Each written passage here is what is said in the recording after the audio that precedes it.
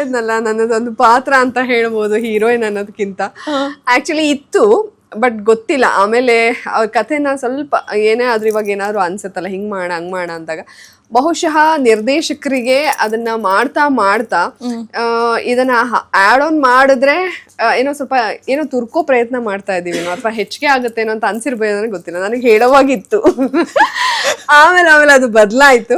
But ಗೊತ್ತಿಲ್ಲ, cinema ನೋಡಿದವರೆಲ್ಲ ತುಂಬಾ ಚೆನ್ನಾಗಿದೆ ಅಂತಿದ್ದಾರೆ. ನನ್ಗೂ ಕರೆದ್ರು ಬಟ್ ನಾನು ಅವಾಗ ಬಿಸಿ ಇದೆ, ನೋಡಕ್ ಆಗ್ಲಿಲ್ಲ. ಸೊ ನಾನು ಫಸ್ಟ್ ಟೈಮ್ ಥಿಯೇಟ್ರಲ್ಲೇ ನೋಡ್ತಾ ಇರೋದು. ಸೊ ಆ ಕ್ಯೂರಿಯಾಸಿಟಿನೂ ಇದೆ. ಬಟ್ ಏನು ಅಂದ್ರೆ ಆತರ ಒಬ್ಬ ಹೀರೋಯಿನ್ ಸಿನಿಮಾ ಅಂದ್ರೇನೆ ಹಂಗೆ ಅಲ್ವಾ, ಹೀರೋಯಿನ್ ದಾಗ ರೊಮ್ಯಾನ್ಸು ಡ್ಯುಯೆಟ್ ಇಲ್ಲಿ ಅಂದ್ರೆ ಸುಮ್ಮನೆ ಅದನ್ನ ತುರ್ಕೋ ಕೆಲಸ ಮಾಡಿಲ್ಲ. ಆ ಕಥೆನ ಹೆಂಗ್ ಹೇಳ್ಬೇಕೋ ಹಂಗೆ ಹೇಳಿದಾರೆ. ಇಲ್ಲಿ ಹೀರೋಯಿನ್ ಹಿಂಗ್ ತೋರಿಸ್ಬೇಕು, ಹೀರೋಗೆ ಬಿಲ್ಡಪ್ ಇರ್ಬೇಕು, ಅವ್ರು ಇಷ್ಟು ಜನನ ಹೊಡೆದಾಕ್ಬೇಕು, ಹೀರೋ ಮೀಟ್ ಆದಾಗ ಹಂಗಾಗಕ್ಕೆ, ಅದಕ್ಕಿಂತ ಆ ಒಂದು ಕಥೆ ಇದೆ, ಗಟ್ಟಿ ಕಥೆ, ಅದಕ್ಕೆ ಸುತ್ತ ನಾವು ಪಾತ್ರಧಾರಿಗಳು. ಸೊ ಅದ್ರಲ್ಲಿ ರೊಮ್ಯಾನ್ಸ್ ಇದೆಯಾ ಅಲ್ವಾ ಅನ್ನೋದಕ್ಕೂ ನೀವು ಸಿನಿಮಾ ನೋಡ್ಬೇಕು.